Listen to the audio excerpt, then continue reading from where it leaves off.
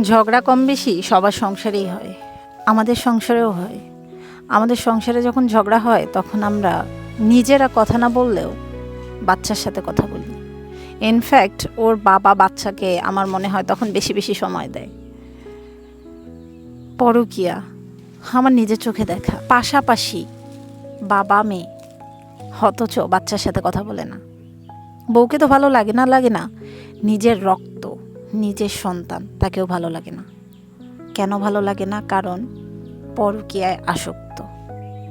বাচ্চাটা এমনভাবে তাকায় ছিল, আমি এই দৃশ্যটা হয়তো কখনো ভুলবো না। পরকীয়ায় মানুষ আসক্ত হলে কতটা নিকৃষ্ট মন মানসিকতার হতে পারে, ওই দৃশ্যটা না দেখলে আমি হয়তো কখনো বুঝতে পারতাম না। কম বেশি সব পুরুষের এই পা পিছলায়, এই পা পিছলায় যেন পড়ে না যায়, এই জন্যই না ওয়াইফের দরকার হয়। হাজবেন্ড বা ওয়াইফ খুব বেশি দিন না দূরে থাকাই ভালো। এখন তো সব প্রযুক্তির যুগ, একটু ফোন চাপি, দেখি কারোর সাথে কথা বলি, যদি ভালো লাগে। এটা কম বেশি সবারই হয়।